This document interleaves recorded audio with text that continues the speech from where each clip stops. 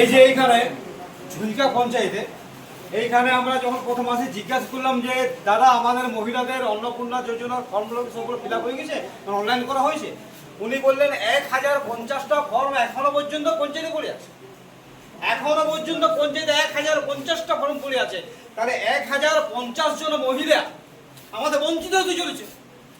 এখন কোটা বাজে কোথায় যাওয়ার কথা ছিল এগুলো? এগুলো ব্লকে বিডিও অফিসে এগুলো লোড হয়।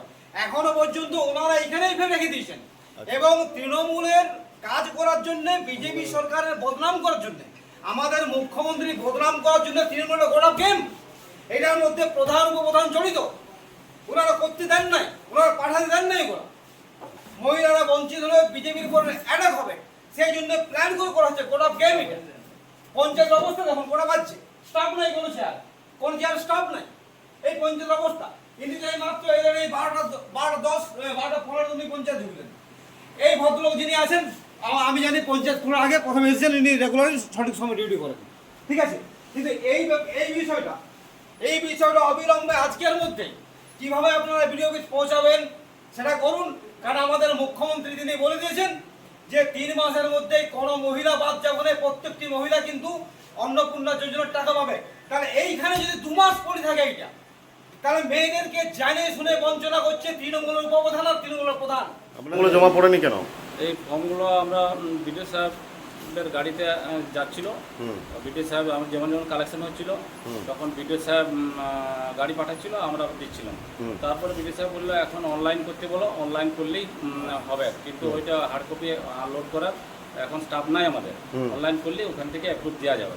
তো তার জন্য বললো ফর্মলা তোমাদের ওখানেই থাক, আমি পরে যিনারা করেছেন এগুলো ইনাদেরকে আবার কি বলছেন অনলাইনে করার জন্য নাকি? হ্যাঁ, বিডিও সাহেব ওনারা জানেন যে এই মহিলারা যারা এখানে আপনাদের এখানে ফর্মগুলো জমা দিয়েছেন, ওনারা জানেন কি যে আপনারা বলেছেন সবাইকে আমরা বলে দিয়েছি যে আবার অনলাইনে করতে জমা দিচ্ছে, আবার অনলাইনে। তাহলে ওনারা এই যে জেরক্স করে পরে এই যে লাইন দিয়ে এতক্ষণ ধৈর্য ধরে পরে ওনারা যে ফর্মগুলো জমা করলেন, তাহলে এগুলো কেন করলেন? আপনারা এই নাটকটা কেন আমরা করলেন? বলেছিলাম যে এটা এখানে জমা করার দরকার নাই, তোমরা অনলাইন করো, কিন্তু ওরা বলছে না আমরা জমাও করব, অনলাইনও করব। তো ঠিক আছে, মানে ওরা এই যিনারা মহিলারা জমা করেছেন ওনারা কি জোরজবস্তি জমা করেছেন আপনাদের কাছে, না নিজের স্বইচ্ছায়?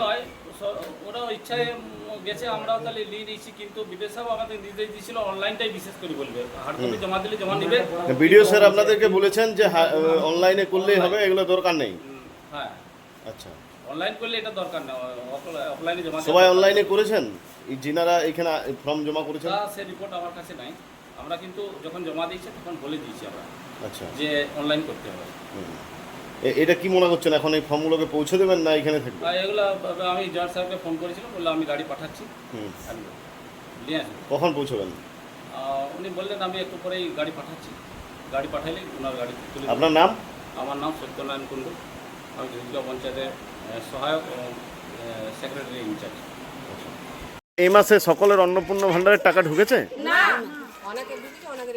আচ্ছা, আপনারা এইখানে যতজন আছেন তাদের কারোই ঢোকেনি, তাই তো?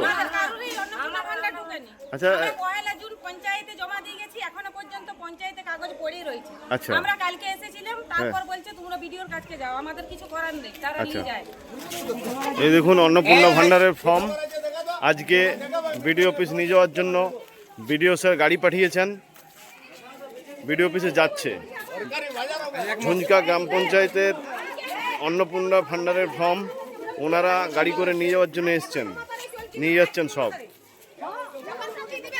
1050টা মেয়েকে বঞ্চিত করছিল উপপ্রধান, সব রাখিছিল, শুধু এই সরকারটা বদনাম করার জন্য উপপ্রধান করেছিল।